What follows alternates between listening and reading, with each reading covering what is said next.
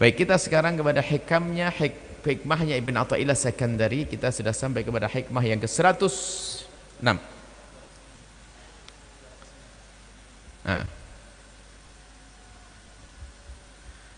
qala Imam Ibn Athaillah Sakandari rahimahullah ta'ala nafa'anna Allahu bihi wa bi'ulumihi wa bi'ulumi masyaikhi wa talamidati fid darin amin. 206. La tanfa'uhu ta'atuka wa la tadurruhu ma'siyatuka wa innama amaraka bihadhihi wa nahaka an hadhihi lima ya'udu 'alaika. Kata Imam Ibn Athaillah Sakandari, la tanfa'uhu ta'atuk, ketaatan yang kita lakukan bukan untuk kemanfaatan kembali kepada Allah. Allah ghaniyun 'anil 'alamin. Allah tidak memerlukan apapun, tidak memerlukan kita dan juga tidak memerlukan amal kita. Bukan antara bos dengan bawahan, bahwasanya pekerjaan seorang karyawan diperlukan oleh sang bos. Sehingga bos perlu dengan pekerjaan karyawan agar kelar yang diinginkan. Tapi Allah tidak seperti bos. Allah yang menciptakan kita, dan Allah tidak perlu dengan makhluk, dengan hambanya. Maka kebaikan yang kita lakukan, ya kebaikan sebanyak apapun dari kebaikan yang kita lakukan, itu bukan untuk kemanfaatan yang kembali kepada Allah. Begitu sebaliknya. La tadurruhu ma'siyatuka. Maksiat kita tuh gak akan mengurangi kebesaran Allah, gak akan Tapi kalau kita dengan bos berbahaya, curangnya, culasnya seorang karyawan merugikan bos. Begitulah manusia. Kalau Allah Maha Kaya yang tidak perlu apapun kepada makhluknya. Disebutkan dalam hadis qudsi, Allah Subhanahu wa taala berfirman, ya ibadi, wahai hambaku, law anna awwalakum wa akhirakum wa insakum wa jinnakum kanu ala atqa rajuli wahidin minkum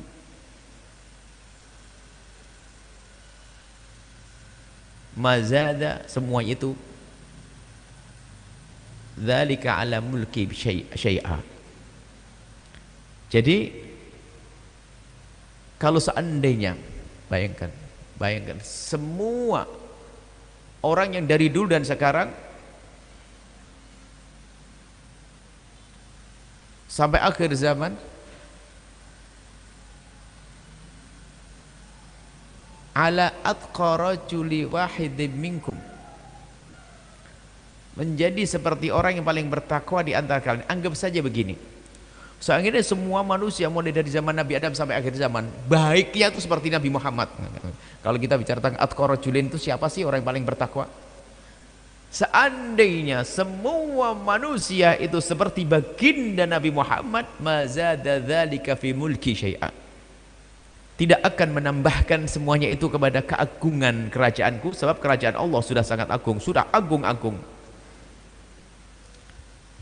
Bayangkan, kerajaan Allah sudah agung, tidak akan bertambah dengan amal baik hamba. Tidak. Allah Maha Kaya. La anna awwalakum wa akhirakum wa insakum wa jinnakum ala afjar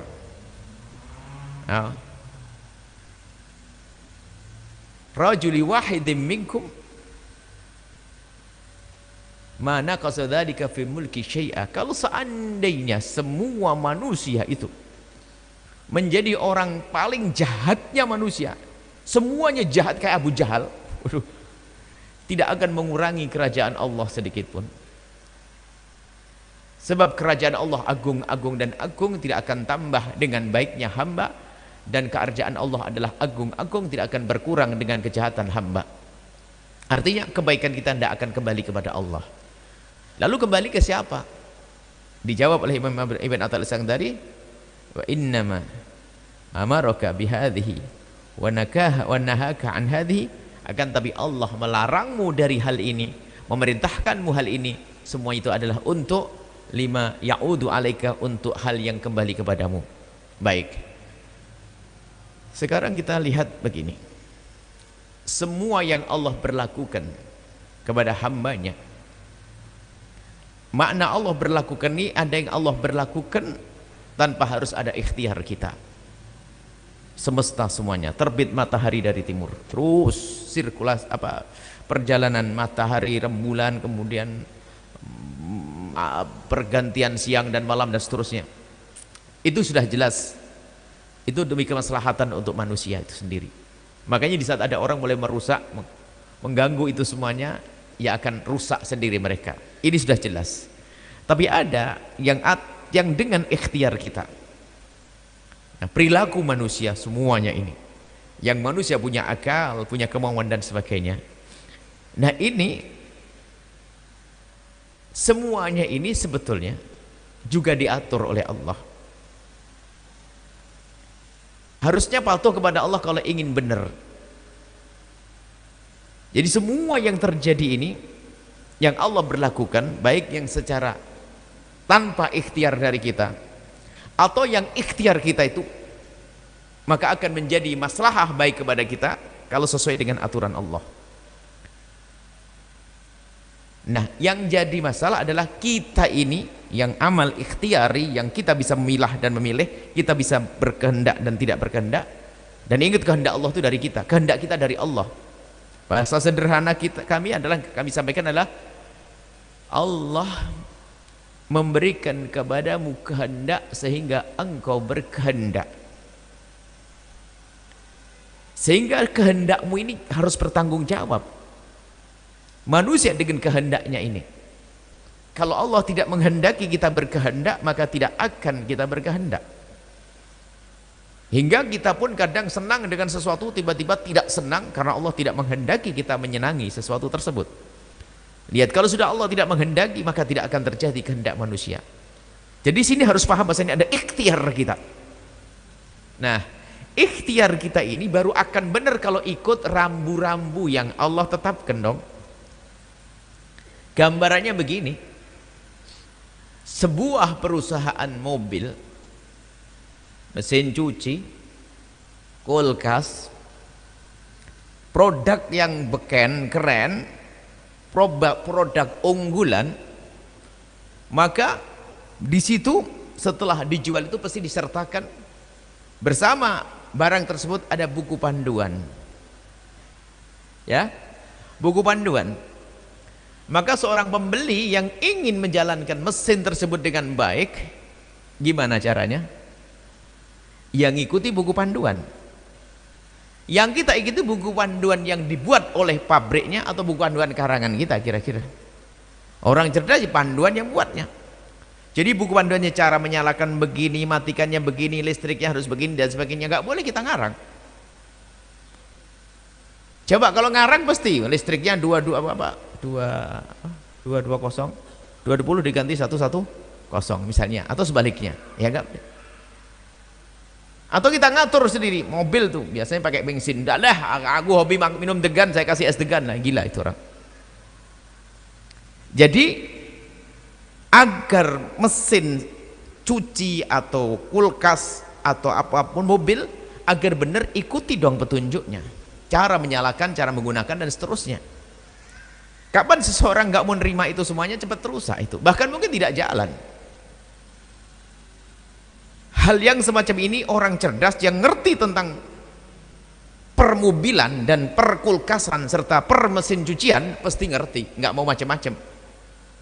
Kalau nggak ikut panduan salah, nah, buku panduannya hilang pasti bingung. Kalau sudah paham baru selesai, jalankannya gampang. Apalagi yang semakin canggih, wah tombol ini tombol itu salah, seharusnya memutar malah mencet air keluar lagi dan seterusnya. Ini kan sudah hal yang maklum bagi kita bahwasanya panduan itu penting. Coba, tapi secara akal, apakah ada orang yang ngomong kepada pembuat mobilnya, ente nih jual mobil kok bikin ribet, saya yang beli, kenapa ente ngatur-atur? Suka-suka dong saya pakai, mana saya injek. Ada nggak ngomong gitu? Nggak ada. Ya orang gila saja ngomong marah-marah sama pembuat mobilnya. Apain pakai petunjuk-petunjuk? Aduh, aku sudah tahu semuanya. Wah, ini mobil canggih. Salah semuanya. Nggak ada yang marah-marah. Yang ada adalah, wah, ini canggih betul nih, petunjuknya juga rapi bener, begini, langsung dipelajari duduk, coba taktik, ini lancar. Maka sang pembeli mobil ini akan menjalankan mobil dengan baik, awet, bener, karena apa? Karena dia ngikuti petunjuk buku yang dibawanya tersebut, sesuai dengan maksud daripada sang pembuat mobil. Beda merek saja juga beda loh ya, caranya juga beda. Karena apa? Yang merek A ini tidak mengetahui apa yang ada di seluk-beluk merek B, makanya nggak bisa dicampur adukkan, biarpun mungkin ada kemiripan, ada kesamaan di sebagian hal. Tapi ketahuilah, yang jelas yang patuh adalah benar. Kalau orang paham ini akan mudah menyelesaikan tentang keimanannya. Pahami dulu masalah urusan mobil. Bener, saya tidak bisa nyalain kompor gas suatu ketika di rumahnya orang, nggak bisa nyalain kompor gas, konco sampai ribut kita, apa ini rumahnya, nggak ada buku petunjuknya. Kompor yang canggih, kompor kayak kaca begini, nggak ada kompornya, pakai tombol sini, ribet ini. Kalau kita kan di kampung nyalain jos, nyala deh, bus gitu, kok ribet banget kompor gas. Lah ini pakai petunjuk. Dan kita manusia yang mengaku beriman kepada Allah, siapa yang menciptakan kita? Yang menciptakan kita adalah Allah. Baik, kalau yang menciptakan kita Allah, yakin yang menciptakan kita adalah Allah, maka di dalam kita menjalani hidup ini agar benar, ya ikuti dong petunjuk yang Allah berikan. Sederhana, karena kita sudah punya ngerti tentang mobil tadi, dan petunjuk yang Allah berikan kepada kita melalui Al-Quran yang Allah turunkan, dan hadis-hadis Nabi yang yantiqu anil hawa in huwa illa wahyun yuha. Nabi berucap dengan wahyu, perilaku Nabi wahyu. Kemudian Allah memberikan kepada ulul amri, para ulia, ulamanya, untuk memahami itu semuanya. Maka ketahuilah bahwa kalau pengen hidup kita benar, maka ya ikuti petunjuk-petunjuk tersebut. Ikuti petunjuk-petunjuk tersebut. Jangan kasar, biarkan. Jangan dikasari. Dia tidak punya dosa dia.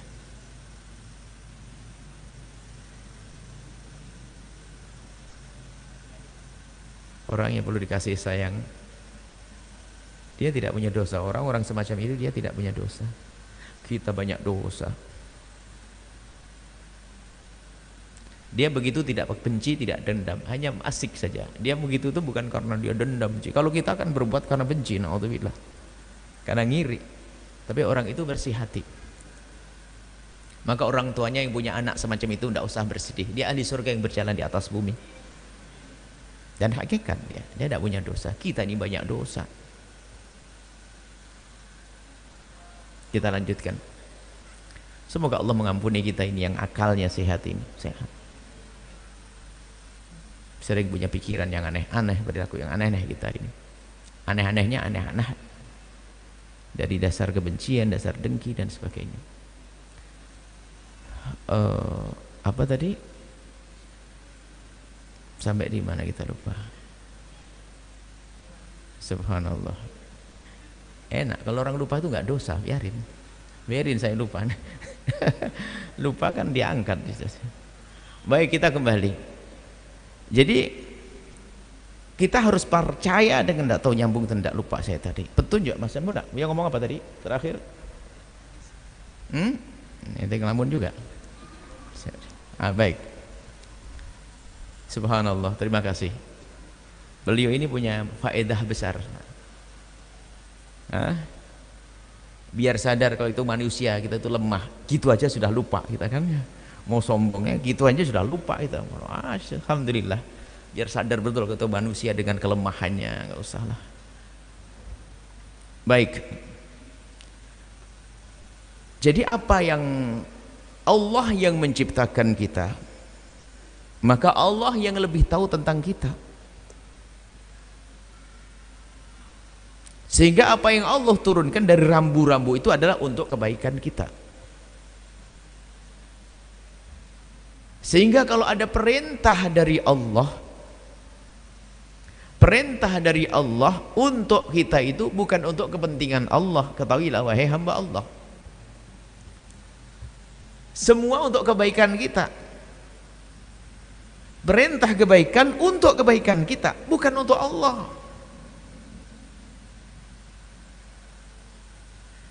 Di saat kita disuruh oleh Allah berbakti kepada orang tua kita, mungkin kalau kita berbicara tentang akhirat, kadang sebagian masih ngambang dan kabur. Baru kalau sudah mati baru tahu pentingnya berbakti pada orang tua. Cuman sederhananya logikanya begini saja deh. Di saat Allah memerintahkan Anda berbakti kepada orang tua Anda, seolah-olah Anda tidak mendapatkan kebaikan sama sekali. Padahal ini sebelum akhirat Anda akan menemukan kebaikan untuk Anda, yaitu apa? Di saat Anda punya anak, anak Anda pun punya kewajiban berbakti kepada Anda. Semoga kita faham makna ini. Kan begitu kaidahnya. Loh, sudah kita dapatkan akhirnya. Semua untuk kemaslahatan kita. Tidak ada kebaikan yang Allah perintahkan pada kita kecuali sebetulnya untuk kita, bukan untuk Allah. Allah nggak butuh itu semuanya. Maka yakinlah semua perintah-perintah amaroka bihadi, Allah merintahkan ini dan itu semua untuk kembali kepada kita dari kebaikan-kebaikan tersebut.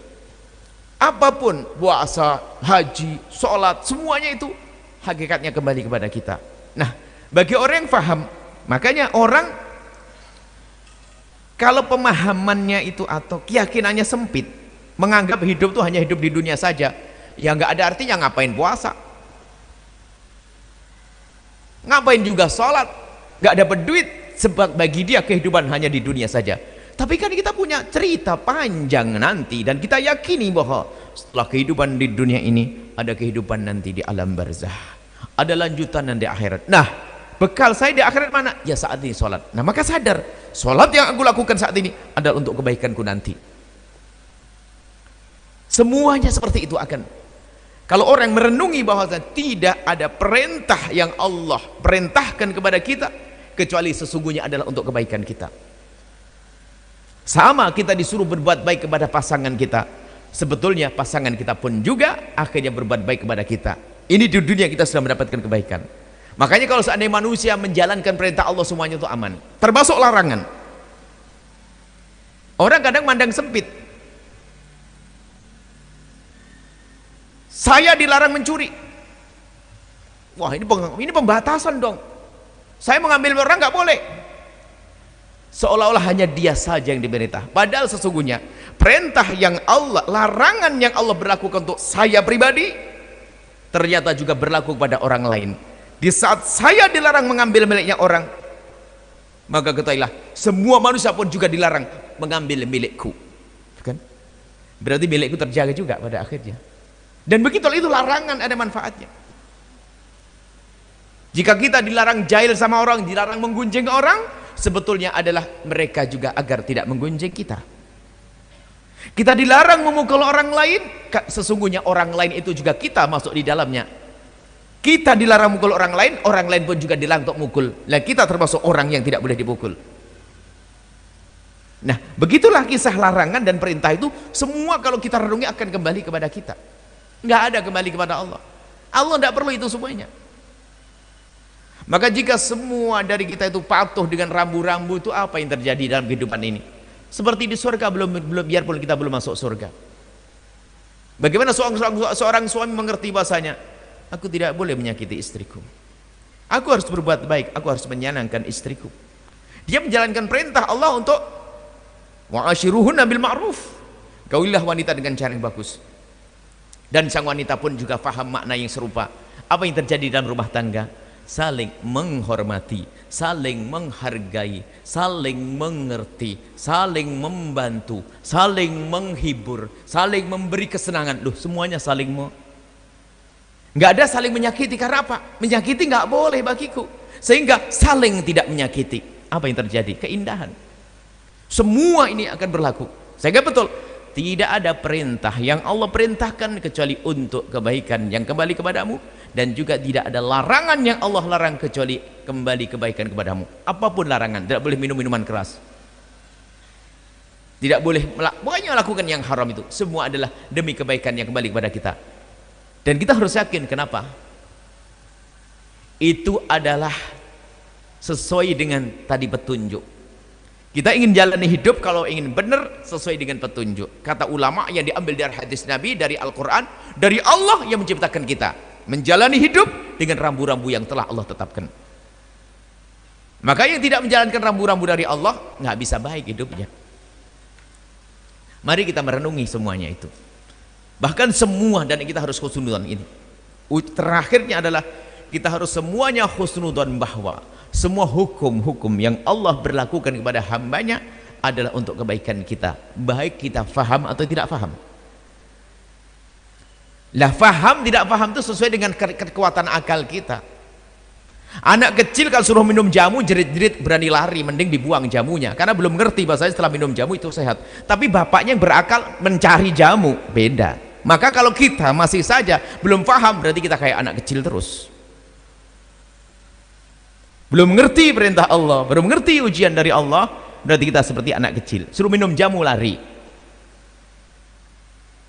dikasih obat nggak mau, disuntik takut lari, sehingga demamnya terus bertambah. Padahal kalau dia menyerah kepada seorang dokter, disuntik 1 jam 2 jam reda itu demam, karena dia ngerti sakit sesaat disuntik. Minum obat yang pahit, tapi setelah itu adalah enak. Lah karena dia berpikir, tapi anak kecil nggak ngerti, yang penting aku nggak mau pahit, mending lari nangis. Begitu juga dengan Allah. Ada di antara kita yang cerdas, ada yang pemahaman kita sangat dangkal. Maka perlu kita menajamkan pemahaman kita seperti saat ini. Ingat, harus kita sampai kesimpulan bahwa semua yang telah Allah berlakukan dari hukum-hukum untuk hambanya adalah untuk kebaikan kita, bukan untuk Allah subhanahu wa ta'ala, sesuai dengan hikmah yang disampaikan oleh Imam Ibn Attal As-Sakandari.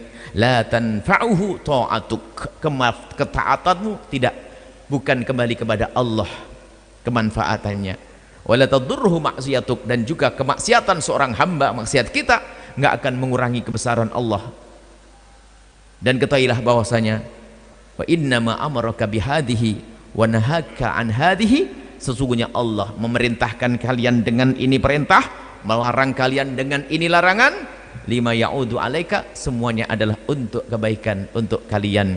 Ini harus kita fahami. Sehingga dengan keyakinan akan sangat mudah, nggak akan protes kepada perintah-perintah Allah, larangan Allah, nggak akan protes. Kalau protes lah, sekarang ada model gaya protes itu.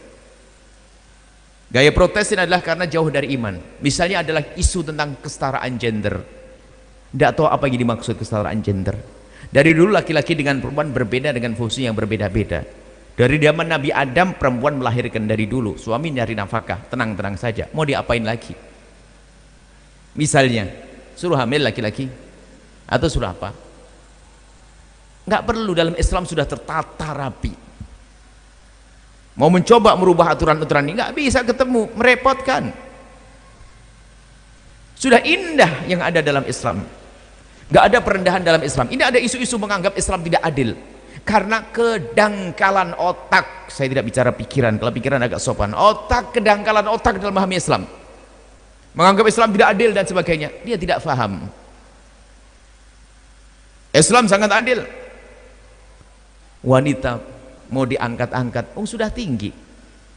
Maka termasuk jangan tertipu dong dengan istilah emansipasi wanita. Emansipasi wanita itu kan tidak berlaku di dalam negara Islam, kaum muslimin. Itu kan di negeri sana, di negeri di luar Islam sana, karena wanita terendahkan sehingga ada gerakan wanita yang menuntut agar disetarakan dengan kaum pria. Masa umat Islam ikut istilah-istilah begitu? Karena wanita dalam Islam tidak pernah direndahkan. Nabi sendiri yang mengangkat seorang laki-laki bertanya, "Ya Rasulullah, ayun nasi ahaqqu bi husni sahabati?" Siapakah orang yang lebih berhak untuk aku perlakukan dengan baik ya Rasulullah? Dijawab, ibumu. Siapa lagi ya Rasulullah? Ibumu. Siapa lagi ya Rasulullah? Ibumu. 3 kali. Siapa lagi ya Rasulullah? Baru ayahmu. 3 kali. Mau diangkat-angkat bagaimana lagi seorang perempuan? Dari lahir seorang perempuan, contoh saja sekarang ada upaya kesetaraan gender pengislaman, hanya gara-gara seorang imam perempuan nggak boleh khutbah Jumat saja dipikir perendahan. Masih banyak cara untuk muliakan wanita, tidak harus jadi khutbah Jumat. Wanita lihat, mulai dari saat lahir dia bangga bahwasanya dia punya ayah. Hendaknya begitu wanita muslim. Setelah itu apa? Dirawat oleh seorang ayah. Setelah menikah dihantarkan kepada seorang pria, nggak usah mikir nafkah. Aslinya begitu dalam Islam. Yang nyukupi siapa? Suami. Dalam pernikahan dia terhormat, nggak usah dia naik pohon kelapa, nggak usah begini. Aslinya begitu. Sampai di saat masa tua pun ternyata anaknya pun harus menghormat ibunya 3 kali lipat sebelum ayahnya. Apalagi yang kurang? Ini banyak isu tentang waris, masalah lihdakari mithlu hadil unthayaini, laki-laki 1 banding 2. Tidak semua kasus kok 1 banding 2, ada yang sama, ada yang ini. Ada pun masalah anak laki-laki dengan anak perempuan beda, tentunya memandangnya jauh ke depan. Kalau kita sudah yakin bahasanya yang dari Allah pasti adil, selesai. Cuman kadang kita perlu menjelaskan dengan logika, dengan nalar sedikit. Contoh 1 banding 2, ini gambaran sederhananya. Bukan berbicara tentang terima saja dong, kita harus bicara tentang kewajiban apa yang harus dilakukan oleh seorang anak, laki atau perempuan. Contoh 2 kakak beradik, laki 1 perempuan 1, ayahnya meninggal dunia, sebuah contoh saja, meninggalkan uang 30 juta. Berapa? Laki-laki dapat 20 juta, perempuannya dapat berapa? 10 juta. Lihat, yang pandangannya pendek akan berkata tidak adil. Kenapa laki-laki dapat 20, perempuan dapat 10 juta? Oke, hidup dia bukan sampai di sini. Tatonya dalam waktu yang bersamaan mereka juga pengen nikah, dan betul akhirnya mereka menikah. Alhamdulillah dapat jodoh, masing-masing dapat jodoh, dan hari pernikahannya pun juga bareng. Nah, kebiasaan di kampung tersebut, seorang wanita itu adalah hendaknya mendapatkan mahar dan tetek mengek kurang lebih senilainya 20 juta. Baik, akhirnya betul sang laki-laki yang punya duit 20 juta senang, alhamdulillah saya pengen nikah, ternyata biaya nikah saya 20 juta. 20 juta diserahkan kepada istrinya. Adik perempuannya yang hanya mendapatkan waris 10 juta dinikahi seorang laki-laki. Ternyata laki-laki menikahinya nyerahkan duit berapa? 20 juta. Sekarang hasilnya anak laki-laki punya duit berapa? 0. Anak perempuan punya berapa? 30 juta. 10 plus 20. Kemudian anak laki-lakinya tadi yang sudah 0 tadi punya anak 5. Siapa yang biayai? Suami. Anak perempuan yang punya duit 30 juta punya anak 5. Siapa yang biayai? Suaminya. Terus apa lagi sampai ke? Jadi kalau bicara ke sana, sederhana memahami mana itu. Ini gambaran sederhananya. Di balik itu ada hikmah yang kita tidak boleh banyak tanya. Tapi ingat, dalam urusan waris kami selalu ingatkan, jangan biasa ribut urusan waris. Membagi waris dengan bagi sama adalah sah dengan catatan tidak ada tuntutan dari anak perempuan, tapi kerelaan yang murni dari anak laki-laki, maka itu hebat, kerelaan. Tapi kalau anak laki mengatakan 1 banding 2, sah-sah saja, memang itu asalnya. Tapi kalau laki-laki berkata sudahlah kak, dek, bagi sama aja deh, artinya sang laki-laki merelakan haknya diambil saudaranya, sah, wasulhu khair. Apapun bentuknya, jangan mengangkat suara dalam pembagian waris. Dan ingat, jangan katakan pembagian waris tidak adil seperti yang dihembuskan oleh orang-orang di luar Islam atau bagundal-bagundalnya iblis dari kaum muslimin ingin merendahkan Islam. Sehingga betul kata mereka, Islam fi qafasil ittiham, Islam dituduh terus ada hukum qisas. Apa hukum qisas itu? Kejam banget. Jangan bilang kejam-kejam. Iya, masa setiap orang bunuh? Wah, ente bisa ngomong gitu karena yang dibunuh bukan anak ente. Coba yang dibunuh anak ente ngomong apa, Pak? Akan ada anak yang dicintainya dibunuh sama orang, kira-kira marah atau tidak? Pasti ngomong bunuh saja dia begitu, karena kebetulan yang dibunuh orang lain dan dia tidak ada urusan, maka dia kenapa harus dikisos? Dan selagi seorang manusia berani membunuh manusia, sebetulnya dia telah dia menjadi ancaman buat kemanusiaan semuanya.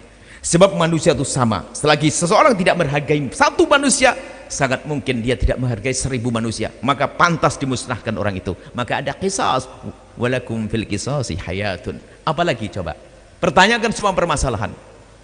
Dijawab oleh Islam kalau orang paham Islam. Makanya hari-hari ini ada mulai orang-orang yang sok belajar Islam, gayanya ngeritik Islam, nggak nyambung dia itu. Justru menampakkan kalau dia itu nggak pernah belajar Islam, sehingga menuduh Islam. Padahal kaum muslimin, Islam tidak adil, perlu begini, perlu gini. Ngaji, Islam luar biasa, adil, tidak ada yang kurang dalam Islam. Semoga Allah memberikan kita pemahaman yang benar, memberikan pada keyakinan yang benar. Semakin pasrah kita dengan apa yang Allah berlakukan dari rambu-rambu, hukum-hukum, dan semoga Allah memberikan keinsafan. Allah mengampuni segala kesalahan kita, dan semoga Allah muliakan diri kita, keluarga kita, baik di dunia ataupun di akhirat. Wallahu a'lam bissawab.